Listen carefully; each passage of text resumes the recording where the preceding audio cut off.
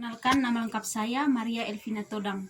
Saya mahasiswi Stipas Santo Sirulus Ruteng dari semester 2 ruangan 1.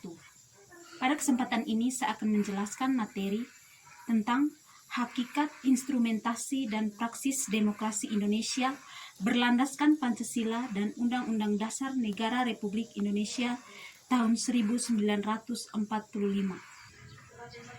Yang pertama, saya akan menjelaskan definisi demokrasi, teori atau konsep singkat, dan definisi singkat tentang demokrasi Pancasila. Yang pertama, definisi demokrasi. Secara etimologis, demokrasi berasal dari bahasa Yunani kuno, yakni demos dan kratos. Jadi, demokrasi merupakan pemerintahan rakyat. Sedangkan menurut Abraham Lincoln pada tahun 1863, yang mengatakan bahwa demokrasi adalah pemerintahan dari rakyat, oleh rakyat, dan untuk rakyat. Yang kedua, teori atau konsep demokrasi. CICID pada tahun 1999 mengadopsi konsep demokrasi sebagai berikut. Demokrasi sebagai konsep yang bersifat multidimensional, yakni secara filosofis, demokrasi sebagai ide, norma, dan prinsip. Secara sosiologis, sebagai sistem sosial, dan secara psikologis sebagai wawasan, sikap, dan perilaku individu dalam hidup bermasyarakat. Yang ketiga, demokrasi Pancasila. Demokrasi Pancasila adalah suatu paham demokrasi yang berlandaskan pada nilai-nilai yang terkandung di dalam ideologi Pancasila. Yang kedua, saya akan menjelaskan latar belakang historis, sosiologis tentang demokrasi yang bersumber dari Pancasila. Yang pertama, sumber nilai yang berasal dari demokrasi desa. Demokrasi yang diformulasikan sebagai pemerintah dari rakyat, oleh rakyat, dan untuk rakyat merupakan fenomena baru bagi Indonesia ketika merdeka. Kerajaan-kerajaan pra-Indonesia adalah kerajaan-kerajaan feodal yang dikuasai oleh raja-raja autokrat. Akan tetapi, nilai-nilai demokrasi dalam taraf tertentu sudah berkembang dalam budaya Nusantara dan dipraktikkan setidaknya dalam unit politik terkecil seperti desa di Jawa, nagari di Sumatera Barat, dan Banjar di Bali. Mengenai adanya anasir demokrasi dalam tradisi desa, kita akan meminjam dua analisis berikut. Yang pertama, paham kedaulatan rakyat sebenarnya sudah tumbuh sejak lama di Nusantara. Di alam Minangkabau, misalnya pada abad ke-14-15, kekuasaan raja dibatasi oleh ketundukannya pada keadilan dan kepatutan. Alur dan patutlah yang menjadi pemutus terakhir, sehingga keputusan seorang raja akan ditolak apabila bertentangan dengan akal sehat dan prinsip-prinsip keadilan. Kedua, tradisi demokrasi asli Nusantara tetap bertahan sekalipun di bawah kekuasaan feodalisme raja-raja Nusantara, karena di banyak tempat di Nusantara, tanah sebagai faktor produksi yang penting tidak dikuasai oleh raja, melainkan dimiliki bersama oleh masyarakat desa. Karena pemilikan bersama tanah desa ini, hasrat setiap orang untuk memanfaatkannya harus melalui persetujuan kaumnya. Hal inilah yang mendorong tradisi gotong royong dalam memanfaatkan tanah bersama yang selanjutnya merembes pada bidang-bidang lainnya.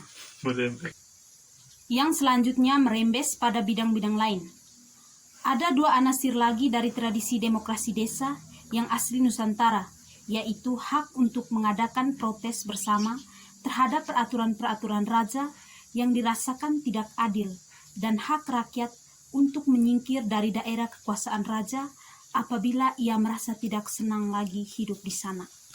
Yang kedua, sumber nilai yang berasal dari Islam. Nilai demokratis yang berasal dari Islam bersumber dari akar teologisnya.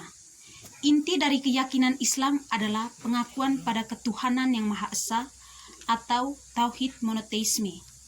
Dalam keyakinan ini hanya Tuhanlah satu-satunya wujud yang pasti. Konsekuensinya, semua bentuk pengaturan hidup sosial manusia yang melahirkan kekuasaan mutlak dinilai bertentangan dengan jiwa tauhid. Pengaturan hidup dengan menciptakan kekuasaan mutlak pada sesama manusia merupakan hal yang tidak adil dan tidak beradab.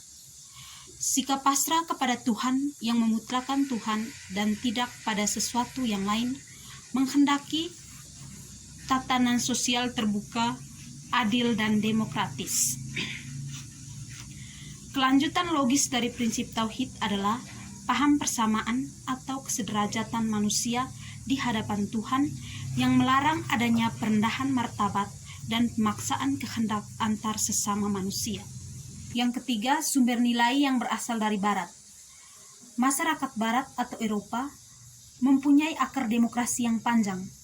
Pusat pertumbuhan demokrasi terpenting di Yunani adalah kota Athena yang sering dirujuk sebagai contoh pelaksanaan demokrasi partisipatif dalam negara atau kota sekitar abad ke-5 sebelum Masehi. Selanjutnya muncul pula praktik pemerintahan sejenis di Romawi atau Italia, yakni sistem pemerintahan republik model pemerintah. Model pemerintahan demokratis, model Athena dan Roma ini kemudian menyebar ke kota-kota lain sekitarnya seperti Florence dan Venice. Model demokrasi ini mengalami kemunduran sejak kejatuhan Imperium Romawi sekitar abad ke-5 Masehi. Bangkit sebentar di beberapa kota di Italia sekitar abad ke-11 Masehi, kemudian lenyap pada akhir zaman pertengahan Eropa.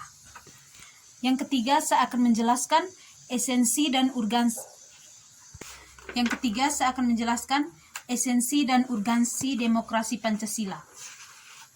Yang pertama, kehidupan demokratis yang bagaimana yang harus kita kembangkan. Demokrasi itu selain memiliki sifat yang universal, yakni diakui oleh seluruh bangsa yang beradab di seluruh dunia, juga memiliki sifat yang khas dan masing-masing negara. Sifat khas demokrasi di setiap negara biasanya tergantung ideologi masing-masing. Demokrasi kita pun selain memiliki sifat yang universal juga memiliki sifat khas sesuai dengan budaya bangsa Indonesia yang berdasarkan Pancasila. Sebagai demokrasi yang berakar pada budaya bangsa, kehidupan demokrasi yang kita kembangkan harus mengacu pada landasan ideal Pancasila dan landasan konstitusional Undang-Undang Dasar Negara Republik Indonesia tahun 1945.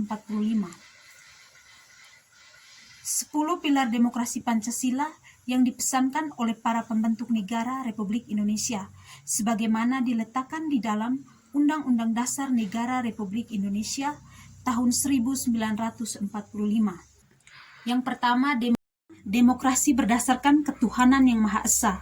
Yang kedua, demokrasi dengan kedaulatan. Yang ketiga, demokrasi yang berkedaulatan rakyat. Yang keempat, demokrasi dengan rule of law. Yang kelima, demokrasi dengan pembagian kekuasaan. Yang keenam, demokrasi dengan hak asasi manusia. Yang ketujuh, demokrasi dengan pengadilan yang merdeka. Yang kedelapan, demokrasi dengan otonomi daerah. Yang kesembilan, demokrasi dengan kemakmuran. Yang kesepuluh, demokrasi yang berkeadilan. Yang kedua, mengapa kehidupan yang demokratis itu penting? Pada hakikatnya, sebuah negara dapat disebut sebagai negara yang demokratis apabila di dalam pemerintahan tersebut, rakyat memiliki kesempatan untuk berpartisipasi dalam pembuatan keputusan, persamaan di muka hukum, dan memperoleh pendapat yang layak, karena terjadi distribusi pendapatan yang adil. 1. Partisipasi dalam pembuatan keputusan. Dalam negara yang menganut sistem pemerintahan demokratis, kekuasaan tertinggi berada di tangan rakyat, dan pemerintahan dijalankan berdasarkan kehendak rakyat. Aspirasi dan kemauan rakyat harus dipenuhi dan pemerintah dijalankan berdasarkan konstitusi yang merupakan arah dan pedoman dalam melakukan kehidupan bernegara. 2. Persamaan kedudukan di depan hukum. Seiring dengan adanya tuntutan agar pemerintah harus berjalan baik dan dapat mengayomi rakyat dibutuhkan adanya hukum. Hukum itu mengatur bagaimana seharusnya penguasa bertindak, bagaimana hak dan kewajiban dari penguasa dan juga rakyatnya. Semua rakyat memiliki kedudukan yang sama di depan hukum. Yang keempat, saya akan menjelaskan tantangan demokrasi Pancasila beserta solusi singkatnya. Tantangan demokrasi Pancasila saat ini, demokrasi yang bertumbuh kembang di Indonesia menghadapi tantangan yang sangat berat, yaitu rakyat melawan oligarki yang sudah lama bercokol dan menjadi penyakit di Indonesia sejak Orde Baru. Oligarki ini tumbuh dalam kondisi kapitalisme yang digerakkan negara, karena kapitalis lokal Indonesia di era Orde Lama dan Orde Baru tidak kuat, bahkan tidak ada. Solusinya tidak melanggar peraturan yang dibuat. Demikian penjelasan saya tentang hakikat, instrumentasi, dan praksis demokrasi Indonesia berlandaskan Pancasila dan Undang-Undang Dasar Negara Republik Indonesia tahun 1945. Semoga bermanfaat.